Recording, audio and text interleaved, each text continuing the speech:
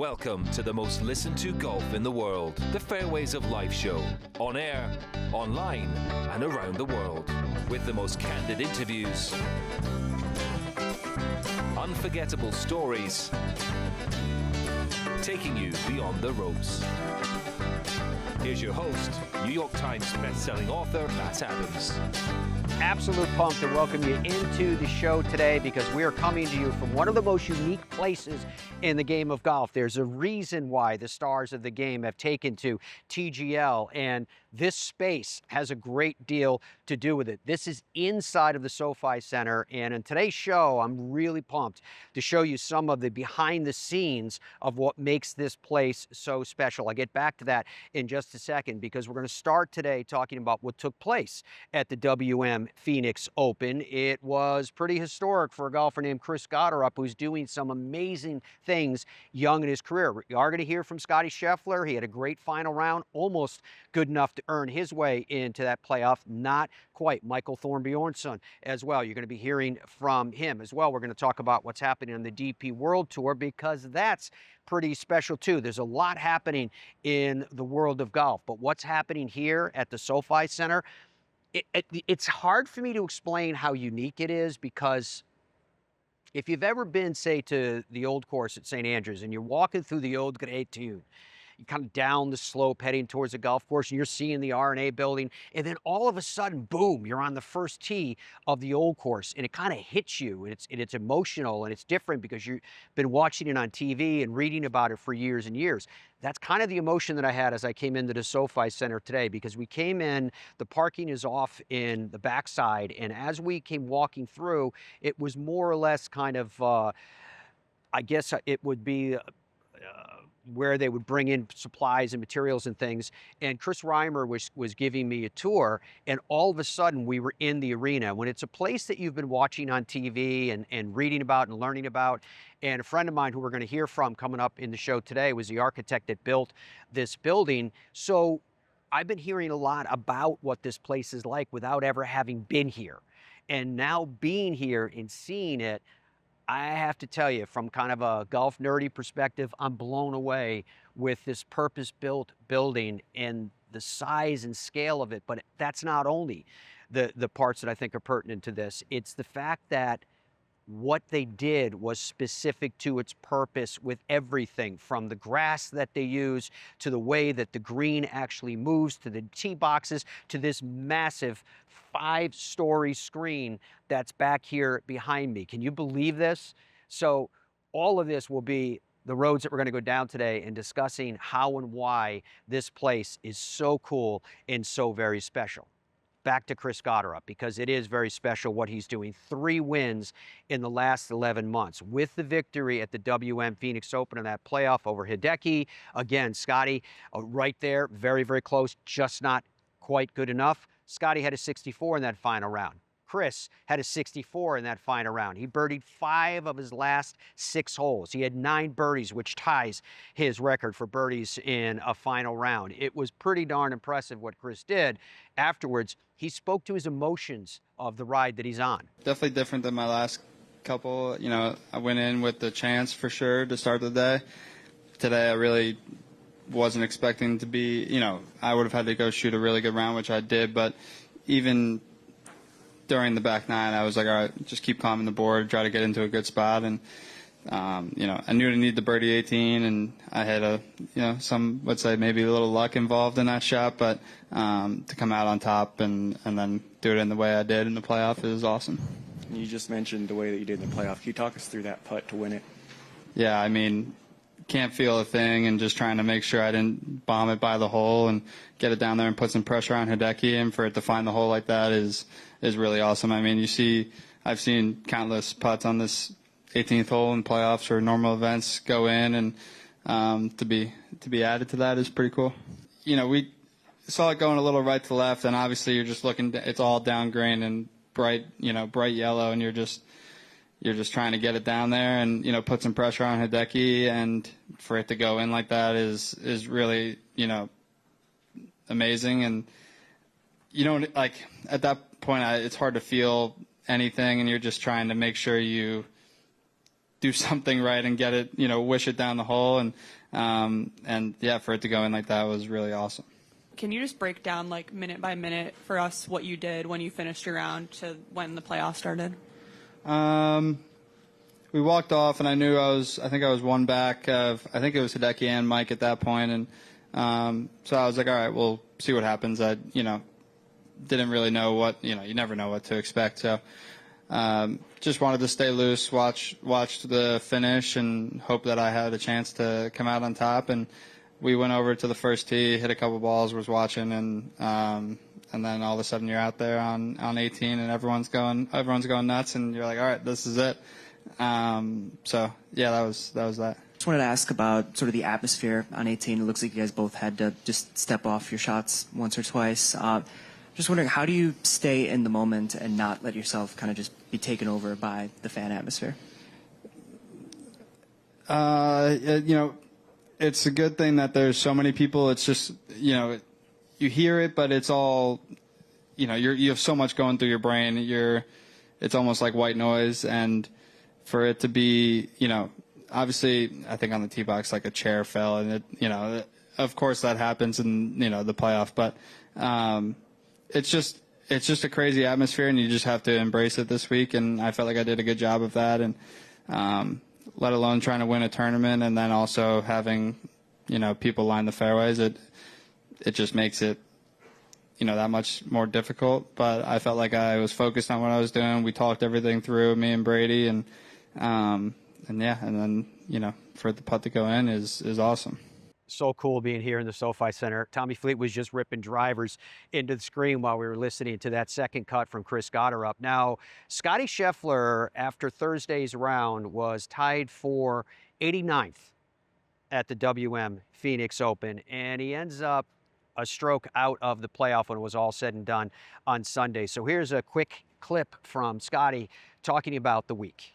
How would I assess the tournament? I mean, I played pretty well. Like you said, only one round where I didn't really have my best stuff. And, if I get in the house the first day with a couple under par, it's a little different story today. So overall, proud of the way I fought the last 3 days to give myself a chance. Now, the PGA Tour had plenty of drama in the desert at the WM Phoenix Open, but the DP World Tour had some drama to offer as well. And it was American Patrick Reed who, think about his last three starts. He's gone win, he's gone a loss in a playoff, and he's gone another victory. This is Patrick Reed, who's working his way back onto the PGA Tour. After his win, he spoke about what's working. I feel amazing. This one hasn't fully sunk in yet, but yeah, I mean, today with how stressful of a day it was, and to be able to come out and kind of flip the switch here on the back nine and be able to just kind of make par on the last hole, it obviously feels amazing. But yeah, I mean, the golf we've played over since basically off season has been some stellar golf. I mean, I feel really confident in my golf game right now, and it's always awesome to come and play the way we did, especially over here. I was very proud of it because it very easily could have gotten away from me. I mean, I just had to remind myself after I made par on 9 that, hey, you're hitting the ball well. I just needed a couple putts to fall. I mean, I had 18 putts on the front 9, which is uncharacteristic of me. And so, my caddy just looked at me and said, hey, here's where we flip the switch on this back 9. Let's get 10 and kind of get going from there. And, I felt like just by making 2 really good golf swings there and actually hitting a good putt on 10 to make birdie and to make that putt there on 11 really just kind of jump-started and allowed me to feel like I was in full control.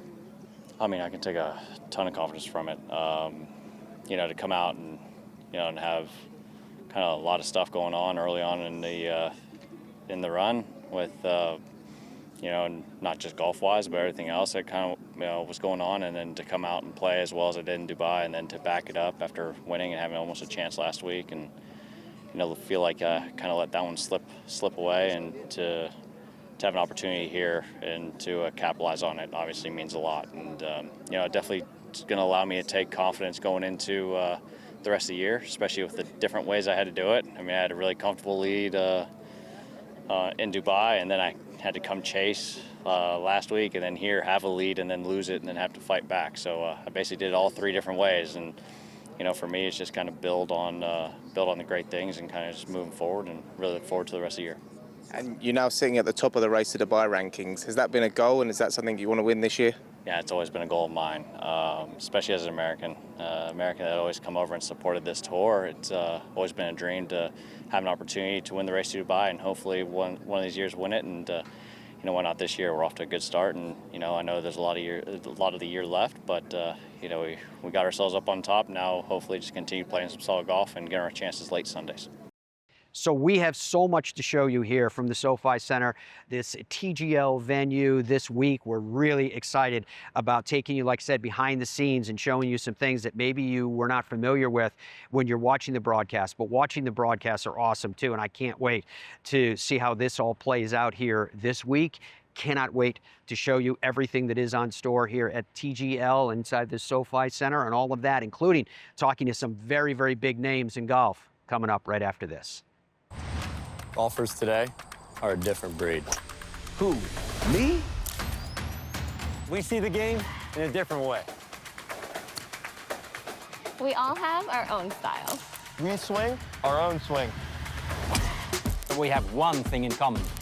We are all about the details. Introducing the Revel line of grips from Superstroke. With 3 distinct offerings to choose from, the Revel is in the details. In Ireland, golf is more than just a game. Come and experience our world-famous links courses and our world-famous parkland courses, all set alongside world-famous scenery. And visit our world-famous historic sites. And while you're here, enjoy our world-famous hospitality. Fill your heart with Ireland at ireland.com/golf. Ben Hogan Golf Equipment is back. Established in 1953, we serve golfers who demand excellence of their equipment. Designed by the game's best engineers, forged in the world's best foundries, and built to order in the USA. Don't settle for off-the-rack disappointment. Elevate your game with custom clubs at direct consumer pricing. Exclusively at benhogangolf.com. That's benhogangolf.com.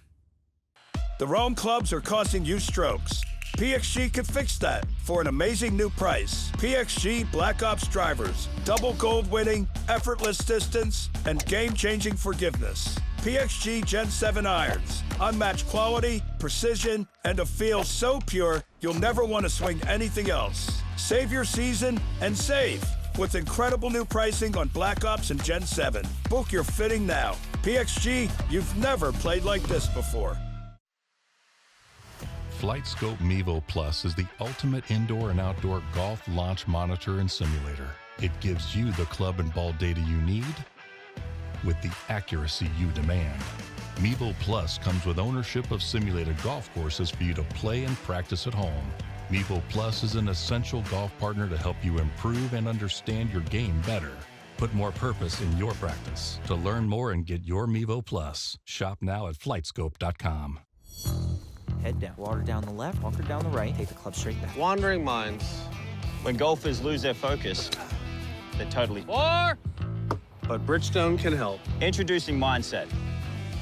The ball scientifically designed to keep you focused. First, identify your target. Next, visualize your shot path. And then focus on the green dot and smooth one. Play the Tour B and E12 with Mindset technology. You see what happens when we work together? Stuff like that. What does it take to be an original?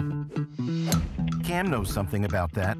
So does Chi-Chi, Charlie, and you get it. In 1955, we stepped onto the scene. Now a new generation of pros are wearing the most iconic styles in the game. The fit, the feel, the look. It's all an expression of you. Original Penguin. Here for the good times. Middle market businesses are facing unprecedented shifts, which demand tailored solutions and decisive action. RSM stands as the unwavering leader of the middle market, empowering you to take charge of change and conquer this era of transformation. RSM. Experience the power of being understood. Welcome in live from TGL, Matt. And Matt, actually, I feel kind of guilty because I feel like I stole your seat. Normally, you're sitting here asking the questions. I get to ask you some questions. How awesome is all this? I know it's kind of fun being over here, just kind of looking at it when we have a guest up here with me in the booth. But I mean, it really is. You and I were talking about it before we came on, how cool the vantage point is from up here, because I get the bird's eye view during the broadcast, and it just kind of gives you an idea the absolute scale of this place. It's awesome. The scale of this place is awesome because for me, being here for the first time, I came around the corner and I see how grandiose it is. I mean, you look at the girders they built this place with.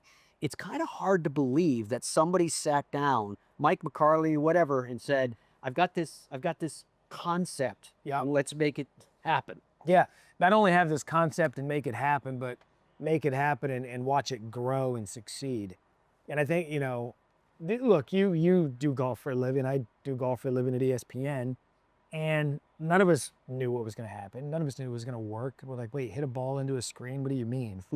And little by little, we kind of saw the light bulb go on for the players. Yeah. And when it goes on for them and they start figuring it out, and then their competitive juices kick in with their teammates, then all of a sudden you start to see, okay, there might be something here. And, you know, we're at the midway point of season 2. And it's just fun to see it.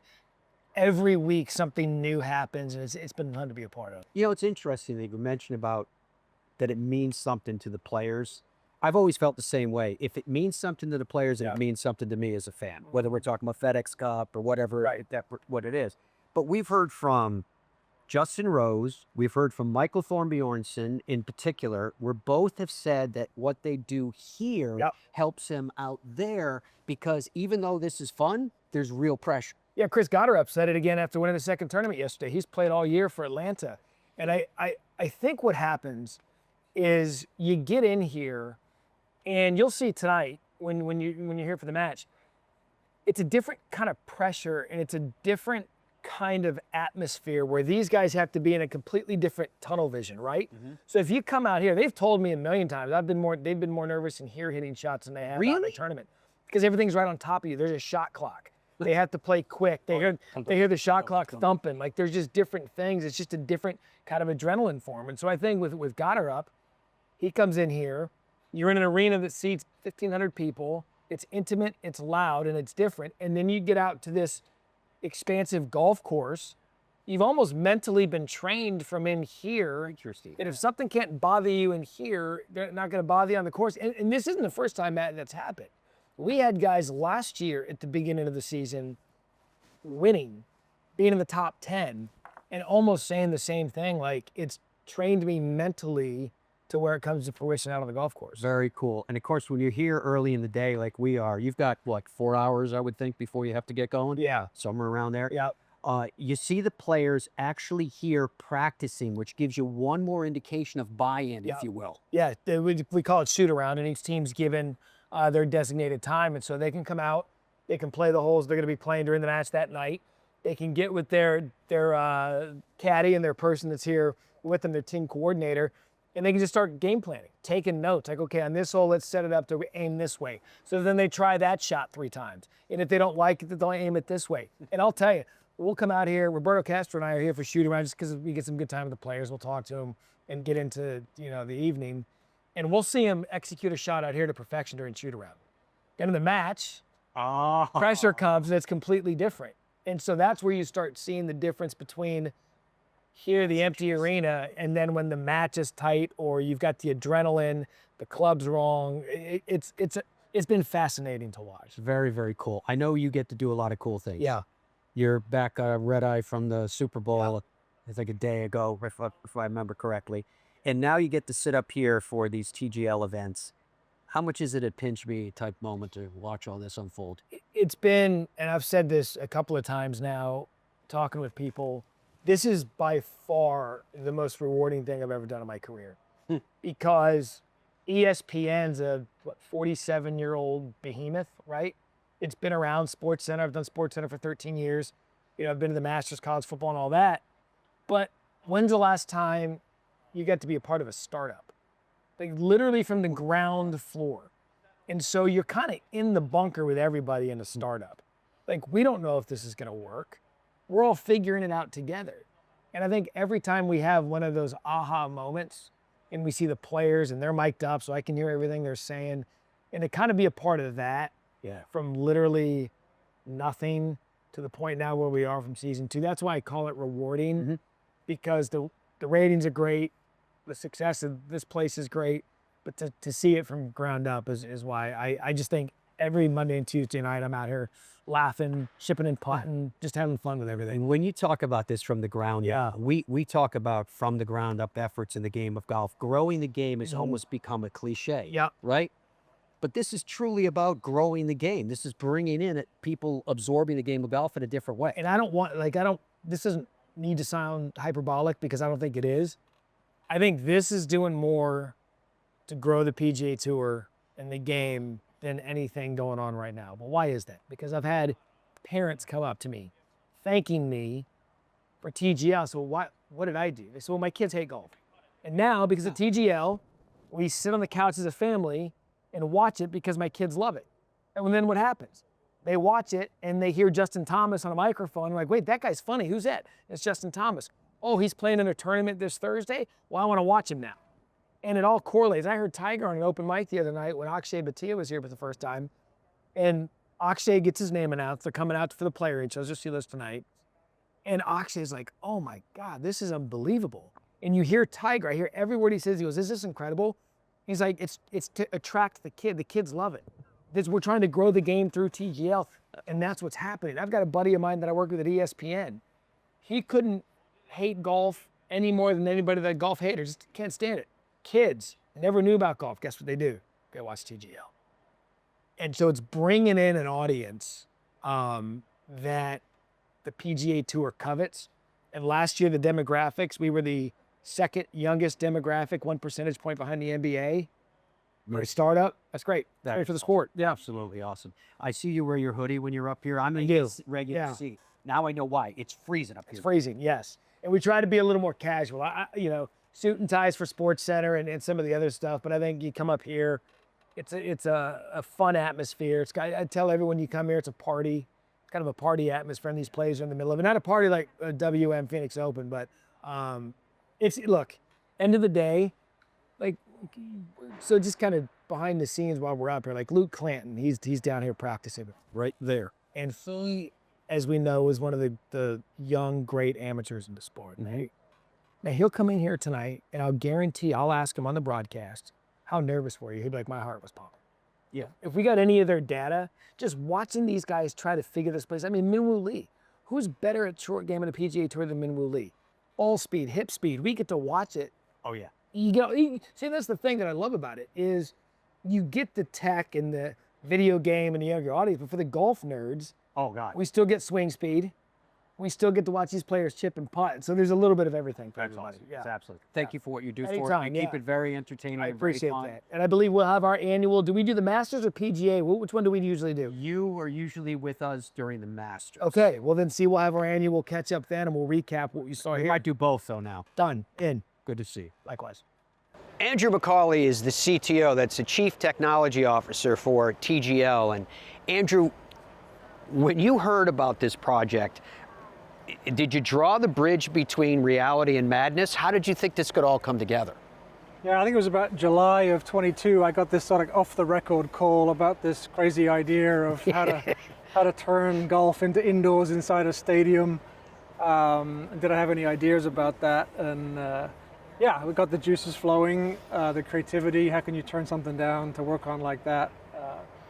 And the gist of it was, look, we wanted to have real shots indoors, so real grass, real sand, real rough, be able to place the ball anywhere. I don't know, if you know most technology for golf tracking, you've got to place the ball fairly precisely in a little area. Right. And then it'll track from there. We don't want that. You can't do that. You've got like divots going, right? There'd be a massive divot if we did that. So place the ball anywhere, have the ball fly a long distance, so you can see it start to change and turn the way you hit it before it hits the screen. Whereas a regular simulator right in front of you, it's bang, bang, and then you just have to look what happened. But here you can see it. Players love that. They love hitting off real surfaces. And basically the top tracer tracking that we use as the ball flies through this area in front of us is watching what happens to the ball. So if you hit it fat, you hit it thin, you get a flyer, you don't get a flyer, that's where the ball reacts, and that's what we track, and that's why it's so accurate. How much of this massive technology that surrounds us existed versus how much did you have to create for this purpose? Yeah, I'm maybe 60-40, like 60% of it exists. And we get the benefit of all of those years of R&D that came with those products, but it had to be scaled up, integrated together like it's never been done before. And then, yeah, there's some new code we had to do in the middle. And I'm trying to figure out, for a person in your position, because you came from Topgolf, right? I did, yeah. And didn't you kind of do the same thing there in terms of creating something that had never existed before? Yeah, I spent my 8-9 years at Topgolf, had a lot of innovation in it. We added games like Angry Birds and all sorts of innovation. I was actually working on a few R&D projects there, like a short outfield. We had the Top Tracer acquisition, and they in Sweden have indoor driving ranges that are 40 yards because it's dark and snowy all winter long, and that's how golfers get to keep practicing in the winter. So yeah, I think you put all those sort of little experiences that I had together and somehow mix it up and you create this. Yeah, but to create this, was there a moment, was there a certain time where you said, we can do this, it can actually happen? Yeah, I think we went to multiple sound stages, which was about the only sort of building you could put an approximation of this in. And yeah. We got all this tech working, and I was super confident in that. And from the final part, though, was that rotating green, which is 41 yards in diameter. It's 250 tons. It's got to move to within 1 degree because every hole has a specific degree of rotation of that green. And I couldn't build that anywhere else except here. And so we didn't know that was going to work until it worked, and thankfully it does. Crazy. This screen that's behind us? Yeah. Is absolute madness. How big is that? That is 53 feet high and 64 feet wide. And how were you able to build something so massive that they're actually smashing golf balls into with regularity, but how were you able to build it so it has the clarity that it has and gave you the feedback that you needed? Yeah, so they got both the screen material and then the projectors themselves. So the screen took 9-10 months of R&D. It's 3 different proprietary layers of material that allow the impact of the ball, stop it trampolining back, because you don't want it to hit the golfer, and not leave a mark, because you don't want pock marks all over a beautiful screen. And so those materials were key.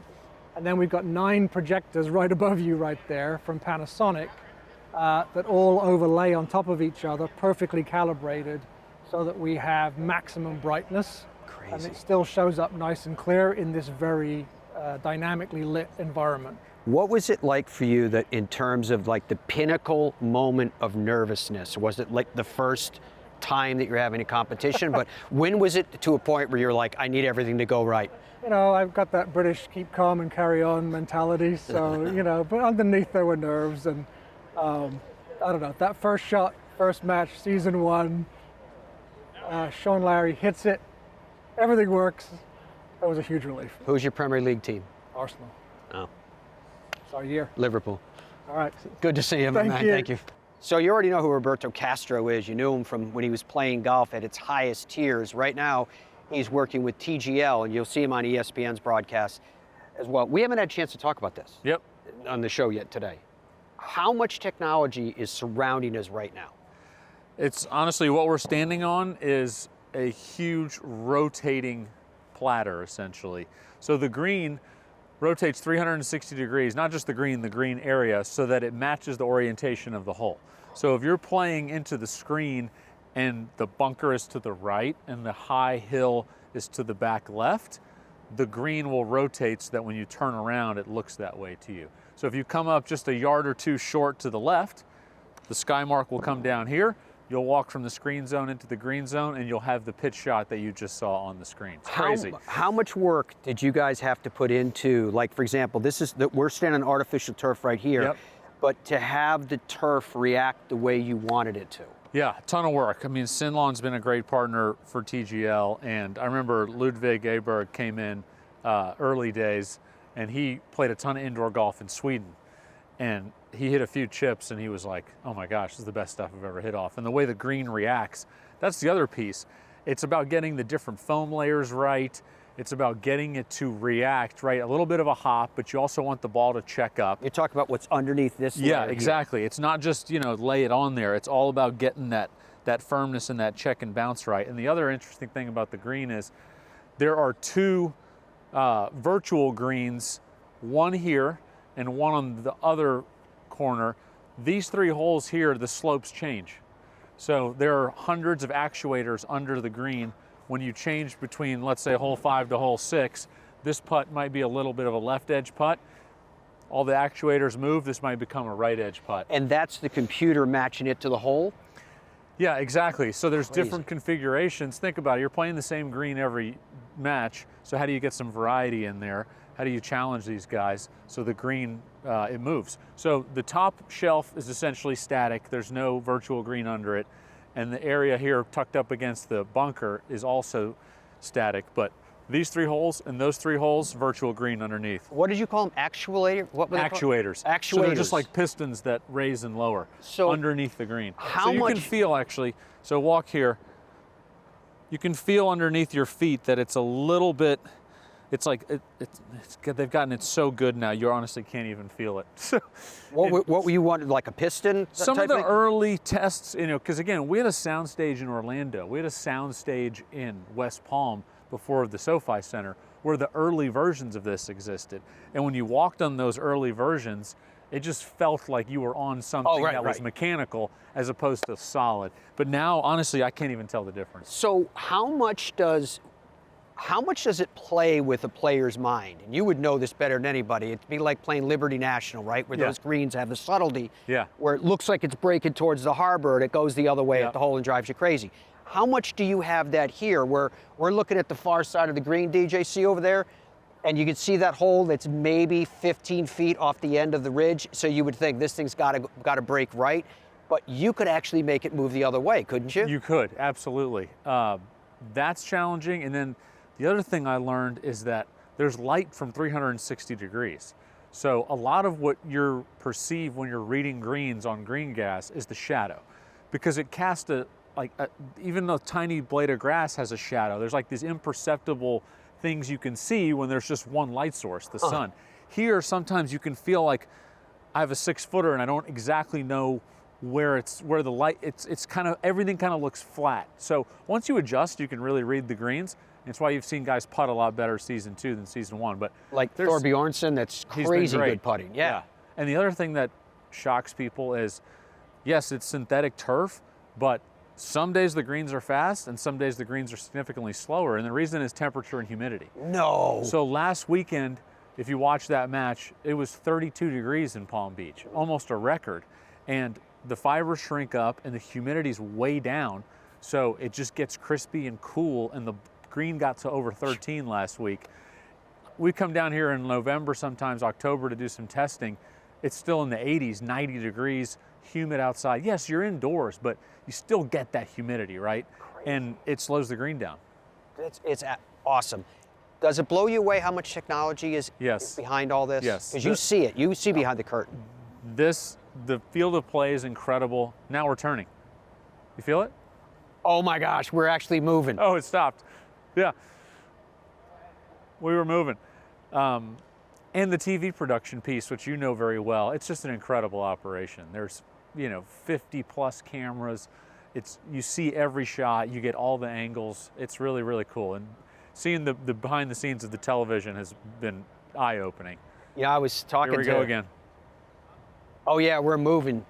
DJ, if you look at the edge of the green, you can see us moving against the rest of the building. It's crazy. Yeah. So I had a chance to talk to Matt Berry just a bit ago. Yeah. And I said to him, which again, you'll know as a former tour player, we talk so much about growing the game, that it almost sometimes becomes a cliche.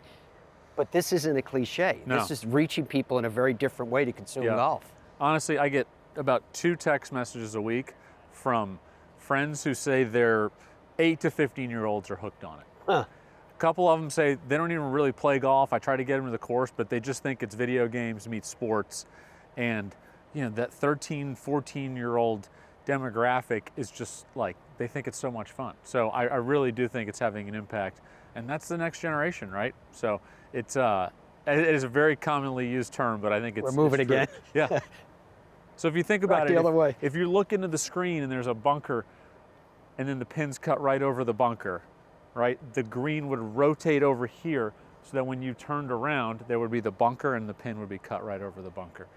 So yeah, and also, you've got depth over here to play the short game shots. The short game shots are played from up to 50 yards essentially. So if there's like a tongue, like a layup area on a par 5, that would be there and the green would rotate accordingly. It's really cool. It's great. You can kind of spin your head if you overthink it. Dude, I love what you're doing. You're having fun doing This the is a TV blast. and everything. It's been a blast. You're very, very good at it. You're very comfortable. And Thank you. Well, it's lucky because I've spent a lot of time, you know, in my role at CapTech helping TGL bring this thing to life. So it comes naturally to, I kind of have been on the whole journey. That's awesome. Yeah. Thanks so much. Yeah, good to be with you. Good to see you.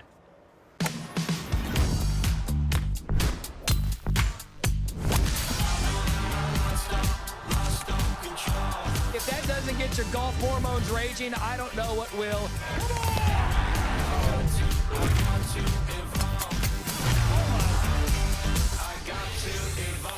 This horse will do it again!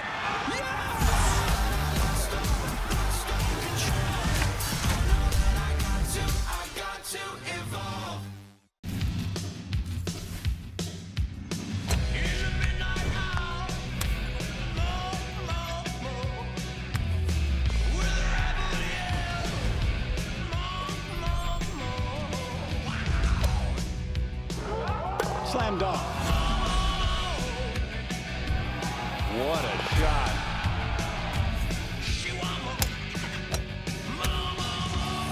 Every tournament starts here all season long. Always a pleasure to catch up with Tony Finau. Tony, how's life? How you been? Yeah, good. Thank you. Always a pleasure to be with you. Likewise. Appreciate you having me on. Where I got to start was Farmers Insurance. Remember when you had the hole-in-one? Oh, yeah. My wife says his apparel always looks so good. What are you wearing right now? Because wasn't it something like a full button down, if I remember correctly? I had a full button down, like mesh shirt on. Yeah, it was nice. I mean, I just signed with Jordan, so I'm with the Jordan brand, and so their stuff is really good. I mean, that's all there is to it, you know. And to be able to wear that brand and sport some of their clothing, you know, I'm loving it. So it's been great. Yeah, it's kind of cool to have. When you think about it, it's kind of head shaking to think an athlete of that caliber and legacy, and you're one of the ambassadors representing the brand. Yeah, I know. It really is. It's when I met with him to kind of go over what it could look like, the partnership, it was like a pinch me moment, no question. But to represent his brand is pretty cool at this point in my career. When you get involved with different companies, how involved do they let you be in terms of what you wear and what you use and making sure that it kind of fits with who you are? Yeah, well, for the Jordan brand in specific, I'm their only athlete on the PGA Tour at the moment. So I get a lot of say on what I'm wearing, how I want it to look, and how I want it to fit, and really help push their golf brand. So to kind of be the ambassador for the Jordan, golf brand is really hard to put in words, pretty special. Does it surprise you then that you do, I mean, we do a sit-down interview like this, and all of a sudden the first question is about your apparel? Yeah, no, I mean, it doesn't surprise me now. I've had so many people reach out, since I started wearing the Jordan brand at the beginning of the year, and just how much they love the look. And very cool. And so it's definitely a great conversation starter. This facility that we're in, the SoFi facility, first time I've ever been in here. It's Yeah. really amazing. Yeah. It's incredible to see. What do you think something like this means to the game of golf? How important is this in terms of where we're going? Yeah, we're trying to grow the game in any way that we can, and this is definitely something different. I've never played, I feel like when I came here and played in the SoFi Center last year, it was so special because I feel like I've been to different arenas. I've been to cool places in the golfing world. Yeah. Whether it's the Ryder Cup, the President's Cup, major championships, I feel like I've kind of seen most of what I wanted to see in the game of golf. This is unlike anything I've ever experienced ever, and that's why I'm back. The SoFi Center, you've got, I think it fills 1,500 to 2,000 people depending on exactly how many people they want in here. But the whole production, it's just different than anything we have in golf. So to be a part of it is quite cool. All right, let's see. Justin Rose said it. Michael Thorne Bjornsson said it. They're all talking about how this does cause some stress. This does put some performance pressure on you, and then that translates for them, they were saying, onto the golf course. Are you finding that as well when you're in this arena? Yeah, no question. I mean, anytime you have a partner, anytime you have partners, anytime you have a team counting on you, and you're under the bright lights, there's going to be pressure. You want to win, you know, and that's, you know, we're all out here as competitors, but we want to win. You know, we got a match tonight that I'm looking forward to, and I want to make sure I put up some points for my team. So there's definitely pressure anytime you're competing. What do your kids think about this place? They haven't been here yet, but my son will be here tonight with my wife. It'll be their first time. They There didn't we come last go. year, so it'll be cool to experience it with them, and Yeah. I'm sure they'll be blown away just like I was. How have you been able to, I mean, you've become kind of, and I mean this in incredibly positive ways, you're like the poster child of a touring professional, but you keep your family so close to you. How have you been able to find that balance? Yeah, I don't know if balance is the right word, more than just trying to be where my feet are. You know, when I'm home, I'm trying to be a husband and father. It's amazing. And when I'm on the golf course, trying to be as good a professional golfer I can. But if I wanted a relationship with my kids at the important ages that they are, you know, I think I knew that I needed to take them on the road with me. And so that means everything to me, that I'm able to play the game for a living, but also have my family along for the ride. Dude, it's awesome. It is awesome to see you. Thanks, Thank you so appreciate it. much for a couple minutes. Yeah, Great nice to see you. Yeah. With Min-Woo Lee, who's looking very casual, but it's for good reason. What were you guys doing out here? Yeah, it was our shoot around session. So we got a few hour slot where we can hit some shots, see the holes that we're playing tonight, and yeah, chip around and putt around, and just kind of getting used to it's like a practice round, really. Yeah. When you're here, I mean, here, the crowd, when the crowd's here, it's live, it's on ESPN, all the rest. Do you feel it? Do you get a little bit nervous? Does the heart rate go up? Yes. I mean, nervous, maybe not as nervous as on the first tee at a tournament, but your heart rate definitely goes up. There's a lot of shots out there where you hit it a bit further. So obviously not like regular golf where the crowd's kind of amping you up and the music's playing. So when we're out here, yeah, we gotta slow the swing down and the heart rate. So yes, a little bit different, but I mean it's very fun. What have you heard from fans in terms of this as just another entree to consume the game differently? Yeah, it's great. I mean, it's some entertainment, which is great, and we get to play golf alongside good teammates and opponents. So it is great fun. I mean, we're trying to play some good golf, sometimes not very good golf, but yeah, it's just like any other sports. I would say we're kind of getting used to the team environment, which we're not used to. We're a very individual sport, so being around a team and trying to get them to play better and them supporting us as well. So there's some chemistry that we need to go through, and no, it's just fun. You get to play golf and with good people. I was watching you guys when you were up there. It was kind of amazing to me how hard you were all working at dialing in. Yeah. I mean, I'm watching you flighting shots, hitting under the ledge and all of that. What's everybody else doing? Are they giving you spin rates? Are they giving you apex, or what were they working on? Yeah, I mean, that's why the practice round is so good. We get to hit our shots and see if the height is right. There are a lot of obstacles now that we have to go around, the bridge especially, and on the par 3, and we got to shape it around. So I think if it was your first time playing that shot, it would be difficult. You don't know how.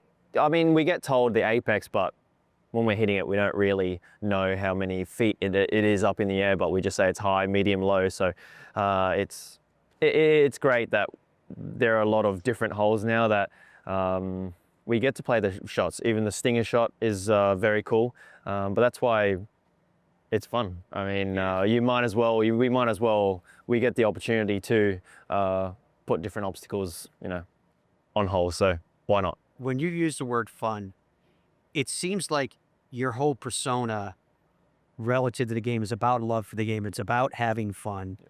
When you broke through and you won and then went up and kind of did the, on both sides, but everyone had fun with that.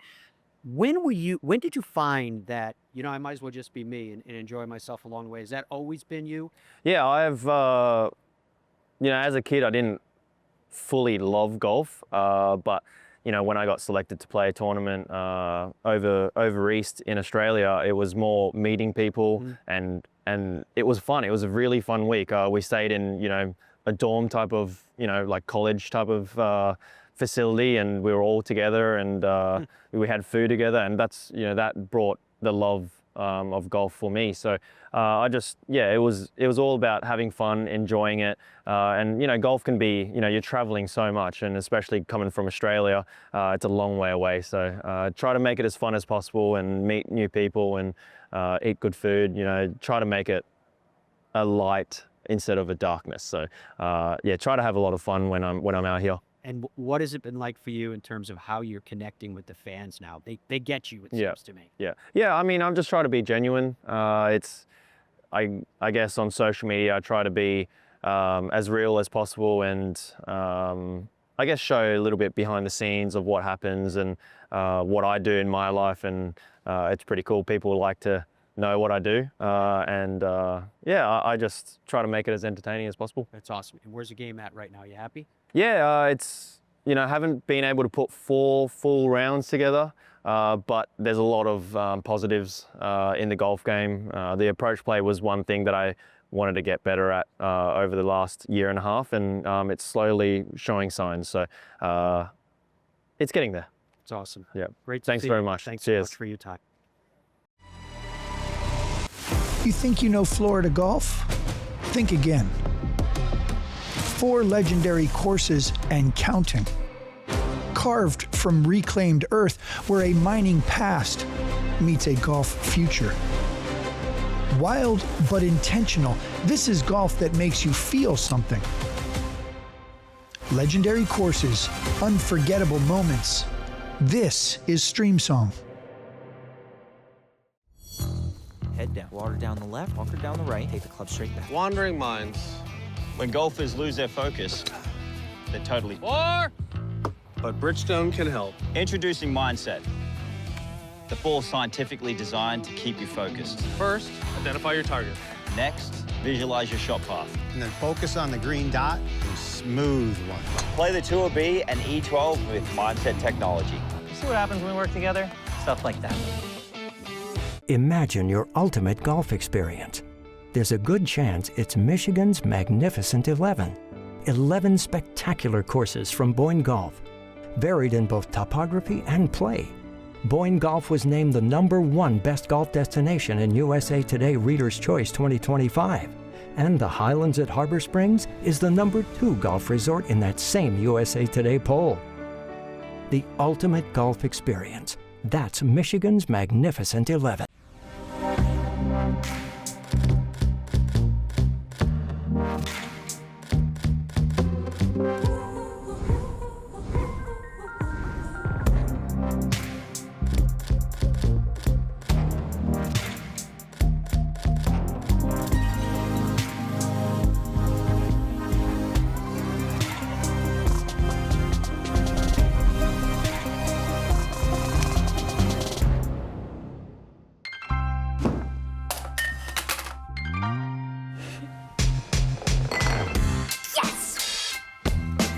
This is golf. Nice shot, honey.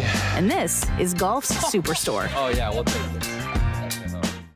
The Rome clubs are costing you strokes. PXG can fix that for an amazing new price. PXG Black Ops drivers, double gold winning, effortless distance, and game-changing forgiveness. PXG Gen 7 irons, unmatched quality, precision, and a feel so pure you'll never want to swing anything else. Save your season and save with incredible new pricing on Black Ops and Gen 7. Book your fitting now. PXG, you've never played like this before. Hey, I'm golf broadcaster Matt Adams. You know, Hub's Peanuts has been cooking up the top 1% of peanuts for over 70 years. And these aren't your average nut. These are super extra large Virginia peanuts cooked in the USA. Family-owned Hub's Peanuts have more protein than any other nuts. So whether it's a boost on the course or a special gift, the variety of flavors guarantees Hub's Peanuts is just what you need. Family-owned, nutritious, delicious, and sustainable. Hub's Peanuts, it's just right. HubsPeanuts.com. FlightScope Mevo Plus is the ultimate indoor and outdoor golf launch monitor and simulator. It gives you the club and ball data you need with the accuracy you demand. Mevo Plus comes with ownership of simulated golf courses for you to play and practice at home. Mevo Plus is an essential golf partner to help you improve and understand your game better. Put more purpose in your practice. To learn more and get your Mevo Plus, shop now at flightscope.com. 4!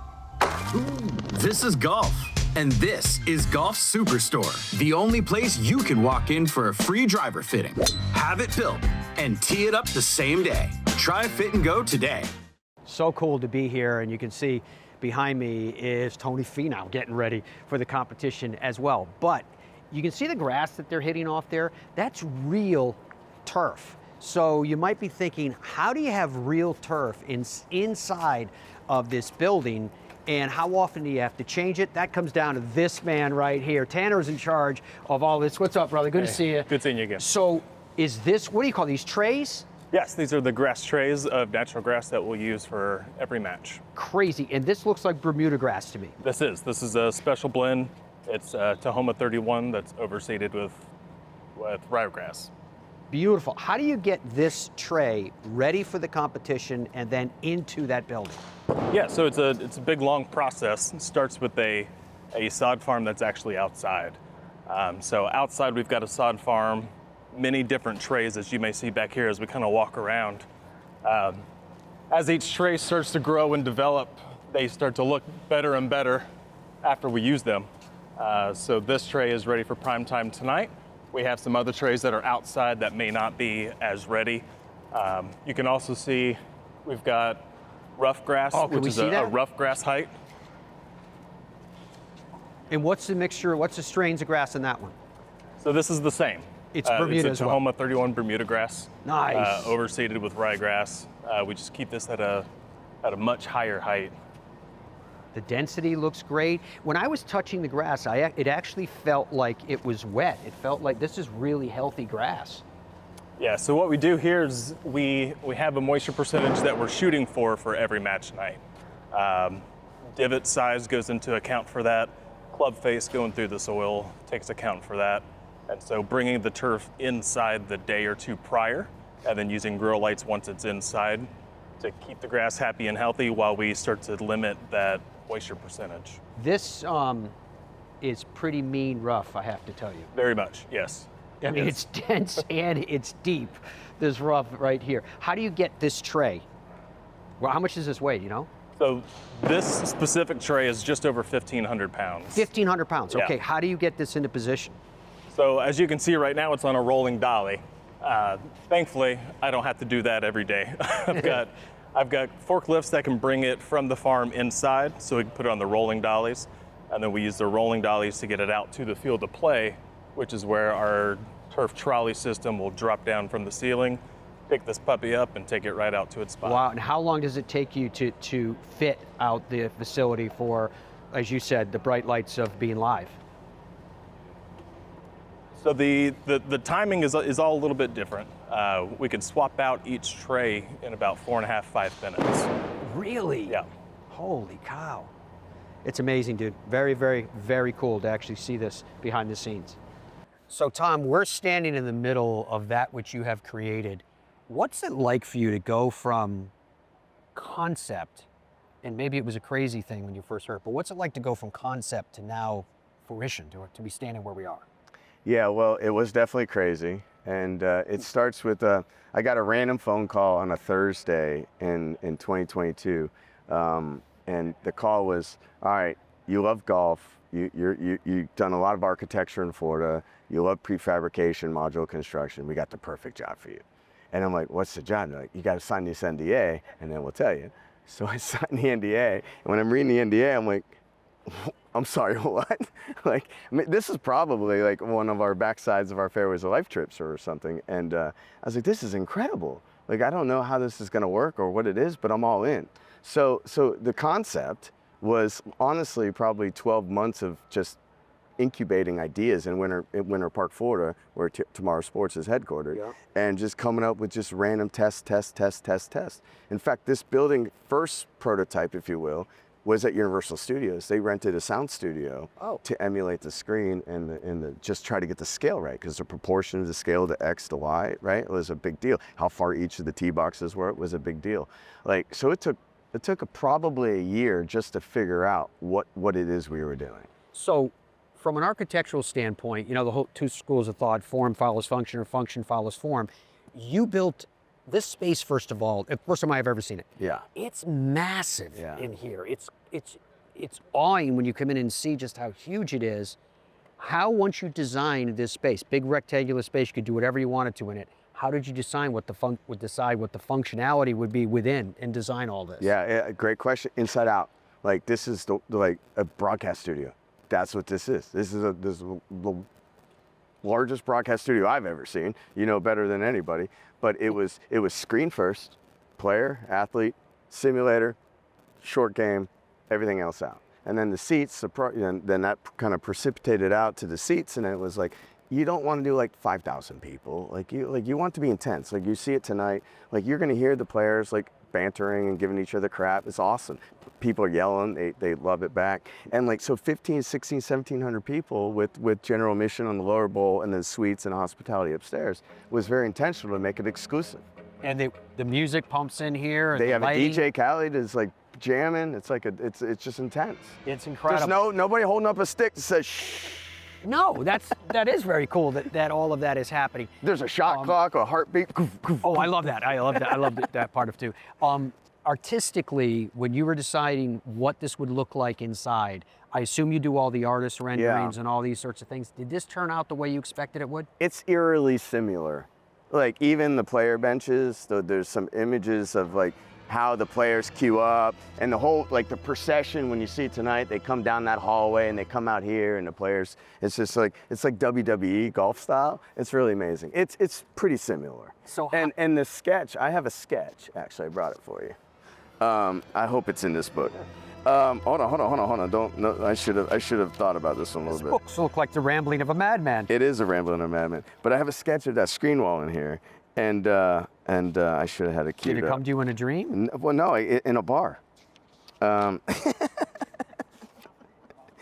But the screen and the I told you, I made a comment about, see those black columns? Yes. Like, so those columns, it was so intense and we went so fast that wall, there's 5 columns, 1, 2, 3, 4, 5, and it's referred to as the Jimmy wall. And everybody that knows. So it was so chaotic, and they had 42 columns holding up this building, right, before it became what it was.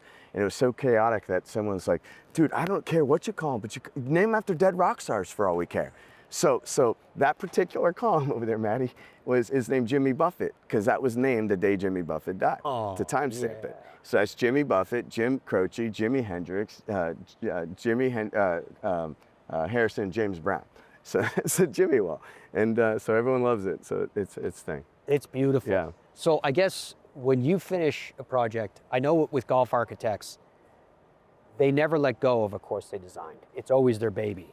Will this always be your baby? Yeah, I mean, it's like McCarley and I had lots of conversations before, and as you may remember, I had an opportunity a long time ago at Imagineering, right? And I did Fantasyland, and like, this is Fantasyland, Seven Dwarf Mine Train is definitely my favorite project ever. This is definitely number 2 because it's amazing. And what's crazy to me is, like, we did all this for a broadcast. They did all this for a broadcast. Excuse me. And it was a pilot, if you will. Do you know what I mean? True. And it's amazing. And they just keep going in, and every year.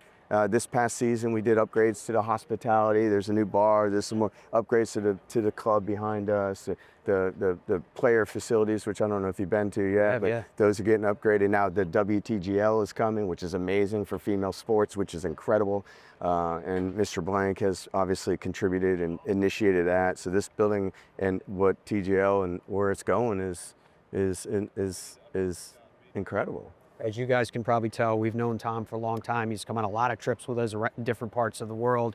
And over a few beverages, he has talked to us about the different projects that he's doing. Yeah. And it's amazing because it's all kinds of incredible things. So for this one to be that high in your list with all the stuff that you've done, speaks to just how special this place is. Congrats. Yeah, thank you. And I'm grateful that like when I first met you, it was whatever, and then and then we get stuck in Edinburgh and in a cab, and then we're doing that, and like for me to be candid, like for your show and everything you do and all the people, like we have the big thread, and like the fact that I'm standing here with you and talking about this is just surreal. Yeah, you know what I mean? Very cool. And it's just part one of whatever TGL does and Tomorrow Sports does, and the site that this sits on is on campus of Palm Beach College, right? Yeah. Do you know what the land was before this became? That I wouldn't know, no. It was an empty field. Oh.